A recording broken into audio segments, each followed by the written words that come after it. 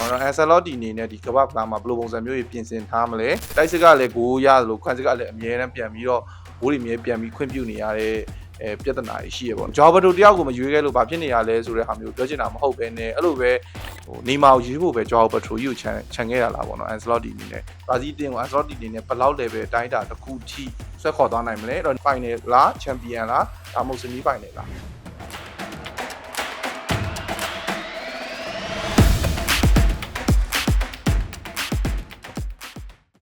းအားလုံးပဲမင်္ဂလာပါဒီမကြခင်စားတော့မယ်ဒီ2026ကမ္ဘာဖလားမှာအသင်းတွေအားလုံးကလည်းအပြိုင်ဆိုင်နေပြီးတော့ဒီပြီးတဲ့လူစင်းတွေလည်းကျွန်တော်တို့ထွက်ပေါ်လာခဲ့ပြီပေါ့နော်အဲ့ထဲမှာပေါ့လက်ရှိရဲ့ဒီအောင်မြင်ဆုံးအသင်းဖြစ်တဲ့ဘရာဇီးအသင်းရဲ့လူစင်းနဲ့ပတ်သက်ပြီးတော့ကျွန်တော်ဆွေးနွေးသုံးသပ်ချင်ပါတယ်အဲ့တော့ဒီလက်ရှိဘရာဇီးအသင်းကိုဦးဆောင်လာမှာတော့ဒီ YND ပြကြီးကျွန်တော်တို့ Carlo Ancelotti ကနေပြီးတော့ဘရာဇီးအသင်းကိုဦးဆောင်လာမှာပေါ့နော်ရွေးချယ်ထားတဲ့လူစင်းပေါ်မှာဝေဖန်မှုတွေအများကြီးရှိတယ် Ancelotti ရဲ့ဘရာဇီးဒ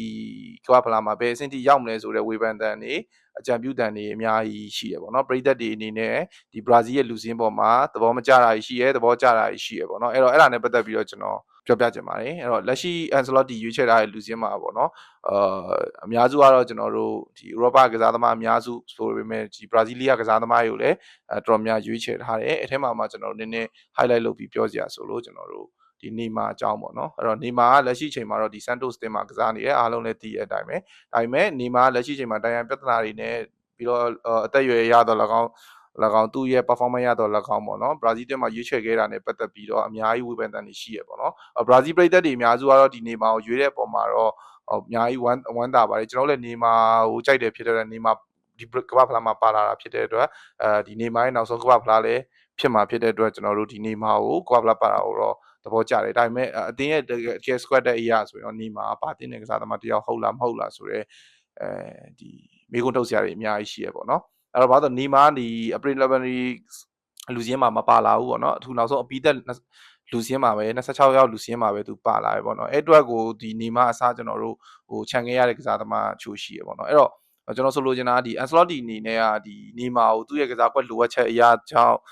ပဲပြန်ရွေးထားတာလားဒါမှမဟုတ်ဒီပရိသတ်တွေတောင်းဆိုမှုသူဘရာဇီးပရိသတ်တွေတောင်းဆိုတဲ့မူကြောင့်ပဲနေမာကိုမဖြစ်မနေမို့လို့သူပြန်ခေါ်ခဲ့ရလားပေါ့နော်ဒါပေမဲ့အခုလက်ရှိချိန်မှာနေမာကဒီကမ္ဘာဖလားတော့မစသေးဘူးဒါပေမဲ့injury ရနေသေးရပေါ့နော် injury ရနေရဆိုပြီးသတင်းထွက်နေတယ်ကမ္ဘာဖလားပြန်ကောင်းမယ်ဆိုပြီးတော့ထွက်လာတယ်အဲ့တော့အဲ့ထဲမှာကျွန်တော်အများကြီးကမ္ဘာဖလားလူစင်းမှာအများကြီးတော့ထပ်ပြီးတော့တယောက်ချင်းစီမပြောပြတော့ဘူးပေါ့နော်အဲ့ထဲမှာခြံခဲ့တဲ့ကစားသမားနဲ့တယောက်နဲ့ကျွန်တော်နေမာနဲ့နည်းနည်း comparison တစ်ခုလုပ်ချင်တယ်ပေါ့နော်အဲ့တော့ခြံခဲ့ကစားသမားဒီ Joao Pedro ပေါ့နော် Chelsea တင်းရဲ့ဒီတိုက်စစ်မှု Joao Pedro ပေါ့နော်အဲ့တော့ Joao Pedro က Brazil တင်းရဲ့ဒီ qualification တစ်လျှောက်ကောဒီ friendly ပွဲတွေမှာရောတောက်လျှောက်ပါလာတယ်ပြီးတော့လက်ရှိဒီဂျာဒီ Chelsea တင်းရဲ့ကိုသွင်းများဆုံးကစားသမားလည်းဖြစ်တယ်ဂိုး90ကျော်ထိသွင်းထားတဲ့ကစားသမားPremier League မှာလက်ရှိကစားနေတဲ့ကစားသမားဒီ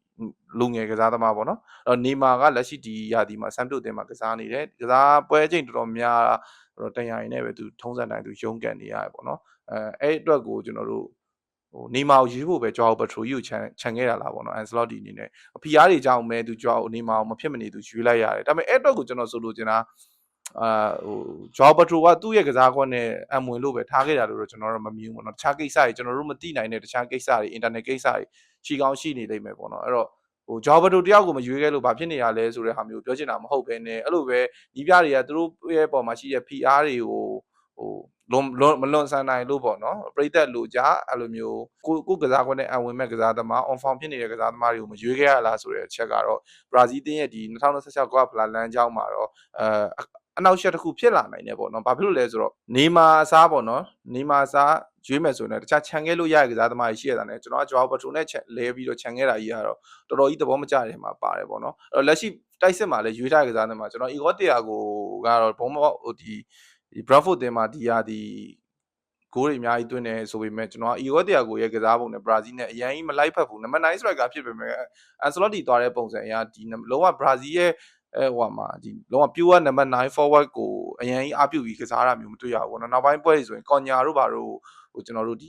နံပါတ်9ရိုးတင်ဆော့ပြီးတော့ကစားတာမျိုးတွေလည်းတွေ့ရတယ်ပေါ့နော်ဒါပေမဲ့ဘယ်လိုပုံစံမျိုးဒီသူ့အနေနဲ့ဒါ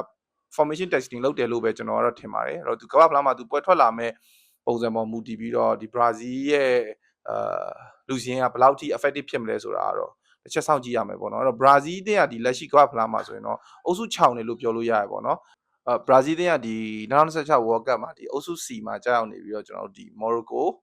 Haiti, Scotland တို့နဲ့တအုပ်စုတွေကြာရောက်နေပါတော့เนาะအဲ့တော့သူ့အနေနဲ့ဒီ Morocco နဲ့အုပ်စုကိုလူးရမယ်ဆိုပေမဲ့ကျွန်တော်ကတော့ Morocco တော့အလွယ်လွယ်ကူကူနဲ့ပဲကြော်ဖြတ်နိုင်မယ်လို့တော့ထင်ပါတယ်ဒါပေမဲ့အဲ့လိုမျိုးပြောရမယ်ဆိုရင်ကျွန်တော်က Morocco တောင်ပိုကြိုက်တယ်ပေါ့နော်အာဖရိကဖလားမှာဒီဒုတိယပဲရခဲ့ဆိုပေမဲ့လက်ရှိ Morocco အသင်းရဲ့လူစင်းရောဒီသူတို့ရဲ့ကစားပုံရဖောင်ရရောပြီးတော့ပြီးခဲ့တဲ့ World Cup မှာလည်း semi final အထိသူတို့တက်ရောက်ထားနိုင်တယ်ပြီးတော့ဒီအာဖရိကဖလားမှာလည်းကျွန်တော်တို့ဒီဒုတိယနေရာအထိရအောင်ဆွမ်းဆောင်ထားနိုင်တယ်ဆိုတော့ဒီ Morocco ရဲ့ဆွမ်းဆောင်ရည်ကနည်းနည်းလေးအထူးသဖြင့်ဘာလဲဆိုတော့အုပ်စုပုံနေရာရရှိရေးပေါ့ဘရာဇီးအသင်းအတွက်ကျွန်တော်တို့ဘရာဇီးကိုအဲ့လောက်ထိဒီ World Cup မှာမမျှော်လင့်ဘူးသူ့အနေနဲ့ semi final လောက်တက်ရရင်တော့Ancelotti တို့တော်တော်အောင်မြင်တဲ့ဒီဘရာဇီးနီးပြဘွားအစလို့ပဲကျွန်တော်ကတော့မြင်တယ်ပေါ့နော်ဘာဖြစ်လို့လဲဆိုတော့ဘရာဇီးတင်းရဲ့လက်ရှိလူစင်းရအရန်ဟို Vinicius Junior တို့ Andres တို့ဒီKonya တို့ပေါ့နော် Casemiro တို့ဒီပါတယ်ဆိုပေမဲ့ကျွန်တော်ဘရာဇီးတင်းရဲ့ foul ရကျွန်တော်တို့ပြီးခဲ့တဲ့ဒီ qualification ပွဲအချို့တွေဒီ friendly ပွဲတွေမှာဘရာဇီးတင်းရဲ့ကစားပုံကြည့်ရတာအရန်ဟာဖြစ်တဲ့ထဲမှာမပါဘူးနောက်ဆုံးကစားခဲ့တဲ့ဒီပြင်သစ်နဲ့ဒီခြေစမ်းပွဲမှာလည်းဒီပြင်သစ်တင်ကိုကျွန်တော်2-1ဆိုတဲ့ရလဒ်နဲ့ရှုံးနေထားတယ်နောက်တစ်ရှေ့ခြေစမ်းပွဲဖြစ်တဲ့ချက်ကြော်ဒီ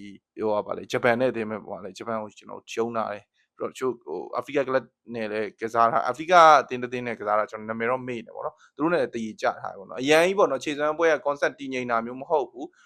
တိုက်စစ်ကလည်းဂိုးရလို့ခွန်စစ်ကလည်းအမြဲတမ်းပြန်ပြီးတော့ဂိုးတွေမြဲပြန်ပြီးခွင့်ပြုနေရတဲ့ပြဿနာရှိရပေါ့နော်။ Ancelotti အနေနဲ့ဒီကမ္ဘာ့ဖလားမှာဘယ်လိုပုံစံမျိုးတွေပြင်ဆင်ထားမလဲ။သူရွေးထားတဲ့လူစင်းရောသူ့ရဲ့ဘရာဇီးတင်းကိုဒီကမ္ဘာ့ဖလားမှာဘယ်လောက် level ထိဆွဲတင်သွားမလဲ။ပြီးတော့တန်တူရည်တူအသင်းမျိုးတွေနဲ့တွေ့တဲ့ခါကျရင်ဘရာဇီးတင်းဘယ်လောက်ထိလှုပ်ပြနိုင်မလဲ။အဲ့တော့ဘရာဇီးတင်းကဒီကမ္ဘာ့ဖလားမှာအောင်မြင်ဆုံးအသင်းဆိုပေမဲ့လည်းကမ္ဘာ့ဖလားရဲ့အောင်မြင်မှုနဲ့ပတ်သက်ပြီးတော့ဝေးနေတာလည်း20ကျော်လောက်ရှိနေပြီ။အိမ်ရှင်ဖြစ်2014မှာကျင်းပခွင့်ရခဲ့တော့ဒီကမ္ဘာချန်ပီယံဖြစ်မယ်ဆိုမျှော်မှန်းခဲ့ပေမဲ့အဲ့ကိုအိမ်ရှင်ဖြစ်လုပ်တဲ့ပွဲမှာတောင်မှတော်တော်ကြီးဒုက္ခရောက်ပြီးတော့ဒီဂိုးပြက်ရှုံးပြီးတော့အရှက်တကွဲနဲ့ကျွန်တော်တို့ဒီကမ္ဘာဖလားပြိုင်ပွဲထွက်ခဲ့ရတဲ့ပြဿနာမျိုးတွေလည်းရှိတယ်ပေါ့နော်အဲ့2014ရဲ့ squad တက်ရဒီ2026ကမ္ဘာဖလား squad တက်နေဆိုကျွန်တော်2014ရဲ့ဘရာဇီးတင်းရဲ့လူစင်းကိုအများကြီးပို့ပြီးတော့သဘောကျတယ်ပေါ့နော်အဲ့တော့ဒီ2026ကမ္ဘာဖလားမှာဘရာဇီးအနေနဲ့ကျွန်တော်Ancelotti ရဲ့ပထမအဆုံးဘရာဇီးတင်းနဲ့ major tournament တစ်ခုဖြစ်တဲ့ဘရာဇီးတင်းအတွက်ဒီနှစ်ရှည်ကမ္ဘာဖလားနဲ့ပတ်သက်ပြီးအောင်မြင်မှုတွေပျောက်ဆုံးနေတဲ့ဘရာဇီးတင်းကို Ancelotti အနေနဲ့ဘယ်လောက် level အတိုင်းအတာတစ်ခုထိဆွဲခေါ်သွားနိုင်မလဲအဲ့တော့နေမာကရောတကယ်အသင်းရဲ့ကစားကွက်နဲ့လိုက်ဖက်လို့ရွေးချယ်ထားတဲ့ကစားသမားလားဒါမှမဟုတ်ဂျိုကာလားပေါ့နော်အဲ့တော့ပရိသတ်တွေကို entertainment လုပ်မဲ့player လားဆိုတဲ့ဟာမျိုးကတော့ဒီမကြခင်မှာကျွန်တော်သိရတော့မှာပေါ့နော်ကျွန်တော်မြင်ရဆိုရင်တော့နေမာကလုံးဝline နဲ့7ယောက်ထဲမှာပါမယ်လို့တော့မထင်ဘူးပေါ့နော်ဒါပေမဲ့လည်းပါရင်လည်းပါလာနိုင်တယ်ပေါ့နော်ပါလာခဲ့ရင်တော့မပွဲချင်းပြီးသုံးပါမလားပေါ့နော်အဲ့ဒါမျိုးကလည်းတစ်ချက်တော့စောင့်ကြည့်ရမယ်အဲ့တော့အုပ်စုအနေထားရကြည့်မယ်ဆိုရင်တော့အုပ်စုကတော့ AACC တော့ဘရာဇီးအနေနဲ့တက်နိုင်တယ်ဒါပေမဲ့အုပ်စုကိုရဖို့အတွက်တော့ Morocco နဲ့ပွဲစဉ်ကအများကြီးရေးပါတယ်ပေါ့နော်အဲ့တော့ဘရာဇီးရဲ့ squad နဲ့ပတ်သက်ပြီးတော့အရင်သိသဘောမတွေ့တဲ့သူတွေရှိကောင်းရှိမယ်ထင်မယ်ပေါ့နော်အဲ့တော့ဘရာဇီး squad နဲ့ပတ်သက်ပြီးတော့အဲ့တော့ဘယ်လိုထင်ကြလဲအဲ့တော့ကိုယ့်ရဲ့အမြင်ကိုကျွန်တော်ဒီ comment box မှာရေးခဲ့ပြီးနောက်တစ်ခုကကျတော့ဒီဘရာဇီးအသင်းရောဒီ2016ကမ္ဘာဖလားမှာအမြင့်ဆုံးပဲထိရောက်နိုင်မယ် final လား champion လားဒါမှမဟုတ် semi final လားအဲ့တော့ကျွန်တော်ကတော့ဘရာဇီးကိုကျွန်တော်အမြင့်ဆုံး semi final ဆင့်တော့ရောက်မယ်လို့တော့ကျွန်တော်တော့ထင်ပါတယ်အဲ့တော့ဒီဗီဒီယိုလေးကတော့ဒီလောက်ပါပဲအဆုံးထိကြည့်ပေးတဲ့တယောက်ချင်းစီတိုင်းကိုကျေးဇူးတင်ပါတယ်နောက်ဗီဒီယိုမှာပြန်တွေ့မယ်နော်